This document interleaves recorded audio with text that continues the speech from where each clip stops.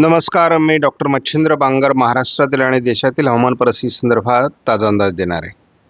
आपण बघतो की पश्चिम महाराष्ट्र आणि दक्षिण कोकणाच्या काही भागामध्ये आपल्याला ढगाळ परिस्थिती महाराष्ट्रामध्ये दिसते आहे. उत्तर भारताच्या काही भागात म्हणजे खास करून राजस्थानच्या पश्चिमी भागामध्ये WDचा प्रभाव पडतोय. तसंच पंजाब, हरियाणा, दिल्ली किंवा अतिउत्तरेकडील जम्मू काश्मीर, लेह लडाख, उत्तराखंड या भागामध्ये WDचा प्रभाव निर्माण होतोय. आणि त्याचबरोबर श्रीलंकेच्या दरम्यान म्हणजे आपण या भागाविषयी बोलतोय. या ठिकाणी एक हलकं कमी दाबाचं क्षेत्र विकसित झालेलं आहे. शिवाय हवामानातले बदल जे असतात ते या भागात आपल्याला दिसतंय. मोठ्या प्रमाणात बाष्प निर्माण होऊन एक नवीन कमी दाब देखील या ठिकाणी विकसित होतोय. उत्तरेला WDच्या स्वरूपात तो पुढे सरकणार आहे. भारतात उष्णतेच्या लाटेचा प्रकोप झालेला आहे आणि आपण कालच सांगितलेलं आहे की हीट डोम तयार झाल्यामुळे भारतामधील उष्णतेचं प्रमाण कमी होताना दिसत नाही.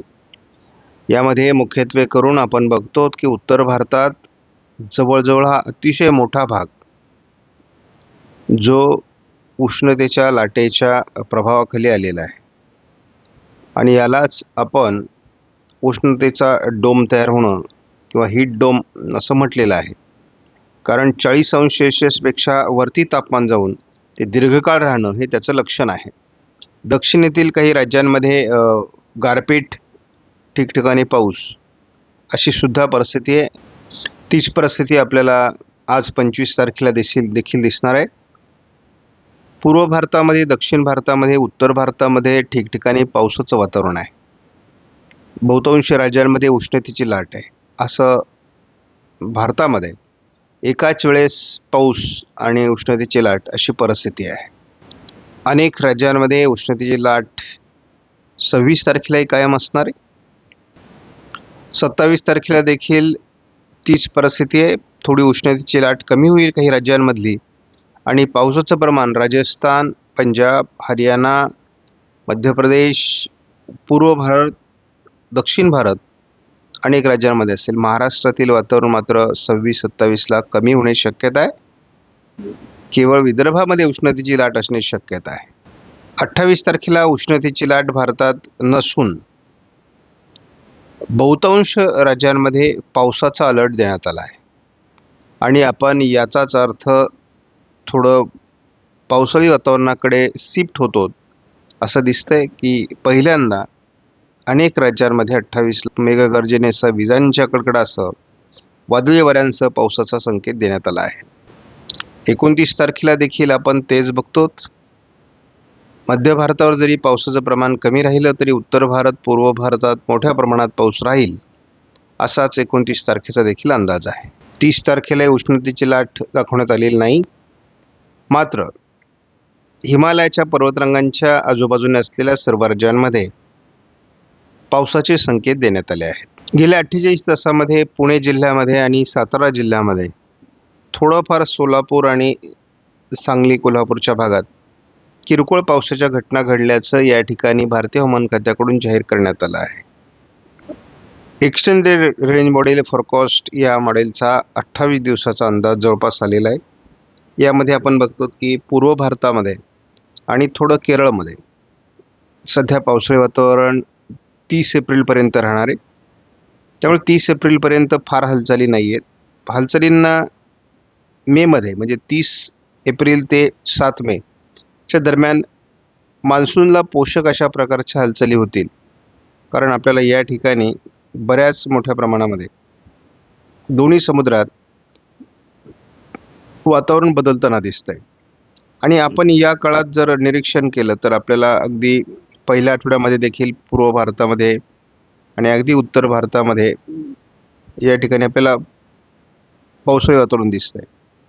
त्यानंतर आपण 7 मे ते 14 मे या दरम्यानही आपल्याला पूर्व भारतात पाऊस दिसतो. मान्सूनच्या पूर्व कालावधीमध्ये पूर्व भारतात सर्वाधिक पावसाचं वातावरण आहे आणि याच काळात म्हणजे 14 मेपर्यंत आपल्याला ज्या काही हालचाली होणार आहेत त्या मोठ्या प्रमाणामध्ये अरबी समुद्र, बंगालच्या उपसागरात जाणवणार आहेत. आणि आपल्याला पहिल्यांदा तळकोकणामध्ये मान्सूनला पोषक अशा प्रकारचं पावसाळी वातावरण दिसणार आहे. त्यामुळे गेल्या वर्षी सारखाच आपल्याला लवकरच मान्सून यावर्षी देखील बघायला मिळेल, परंतु पुढे देशामध्ये त्याला पोहोचायला थोडा अवधी लागू शकतो. परंतु यावर्षी देखील मान्सूनच्या ॲक्टिव्हिटीज लवकर असू शकतात असा एक प्राथमिक अंदाज आहे.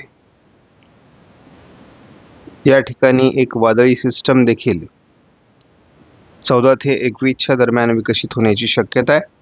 तर दुसरी वादळी सिस्टम ही अंदमान निकोबार बेटांच्या पूर्वेला सरकण्याची शक्यता आहे.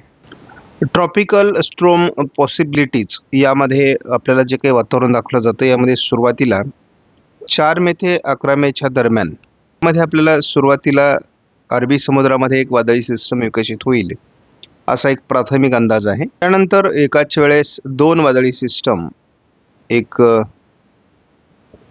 अंदमानाच्या पूर्व भागामध्ये आणि एक साधारण केरळच्या आजूबाजूने तयार होण्याची शक्यता 11 मे ते 18 मेच्या दरम्यान दाखवण्यात आलेली आहे.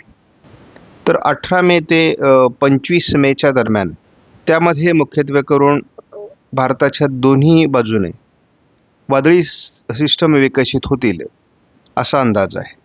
आणि याच वादळी सिस्टम आपल्याला भारतामध्ये पाऊस देऊ शकतात. हा ICMWF मॉडेलचा अंदाज आहे. जर JFS मॉडेलचा झटपट अंदाज बघितला तर केवळ उत्तर भारतामध्ये थोडं वातावरण दिसते. मध्य भारताच्या दिशेने सुद्धा वातावरण असणार आहे. 29 तारखेला विदर्भात पावसाळी वातावरणाचे संकेत देण्यात आले आहेत. 30 तारखेला पूर्व भारत, उत्तर भारत, दक्षिण भारतात मोठं पावसाळी क्षेत्र विकसित होईल असा अंदाज आहे. 3 मेला देखील उत्तर भारतात, पूर्व भारतात मोठं पावसाळी क्षेत्र असू शकतं. परंतु साधारणपणे आपण 5 मेपर्यंत जरी अंदाज या मॉडेलचा बघितला तर विशेष पाऊस महाराष्ट्रात दाखवलेला नाही. 20 तारखेपर्यंत म्हणजे पुढील 5 दिवस जर ICMWF मॉडेलचा अंदाज बघितला तर आपल्याला विशेष पावसाची नोंद होईल असं दाखवण्यात आलेलं नाही. पूर्व विदर्भामध्ये थोडं वातावरण JFSने पुढील 5 दिवसामध्ये दाखवलेलं आहे. तर आयकॉन मॉडेलने थोडं पुणे, सातारा, सांगली, कोल्हापूरमध्ये पावसाळी वातावरण, इतरत्र ढगाळ परिस्थिती असा अंदाज दिला आहे आणि जवळपास आयकॉन मॉडेलनुसारच सध्या पाऊस पडतो असं दिसते. आपण जर जून महिन्याचा CFS मॉडेलचा अंदाज जर बघितला तर आपल्याला 2 सिस्टम विकसित होतील जूनमध्ये अशा प्रकारचा अंदाज या ठिकाणी देण्यात आला आहे. यामध्ये अंदमानाच्या दरम्यान एक सिस्टम असेल आणि या ठिकाणी अरबी समुद्रात एक सिस्टम असणार आहे. त्यामुळे जूनमध्ये कोकण सहित केरळपर्यंत मोठं पावसाळी वातावरण भारतामध्ये राहील असा अंदाज देण्यात आला आहे. याचा प्रभाव उत्तर महाराष्ट्र, मध्य महाराष्ट्र, पश्चिम महाराष्ट्रात राहील. मात्र मराठवाड्याचा पूर्व भाग आणि विदर्भात मात्र या ठिकाणी CFSने कमी पावसाचे संकेत दिले आहेत. आपण SIPSचा जरी जूनचा अंदाज बघितला तरी कोकणामध्ये चांगल्या पावसाचा अंदाज आहे आणि जवळपास तो उत्तर महाराष्ट्र, मध्य महाराष्ट्र, पश्चिम महाराष्ट्रापर्यंत चांगल्या वातावरणाचे संकेत आहेत. मोठं पावसाळी वातावरण महाराष्ट्रात आज निर्माण होईल असा कुठल्याही प्रकारचा अंदाज नाही. परंतु पुणे जिल्ह्यामध्ये थोडं छत्रपती संभाजीनगर, अहिल्यानगर, सोलापूर उत्तर भागामध्ये थोडं आज देखील वातावरणाची शक्यता आहे. रात्री उशिरापर्यंत हे वातावरण राहू शकतं. उद्या मात्र या वातावरणात फारसा प्रभाव राहणार नाही. किरकोळ ढगाळ परिस्थिती, तुरळक काही ठिकाणी वातावरण तयार होऊ शकतं. मात्र 27 पासून या वातावरणात आणखी प्रभाव कमी होईल.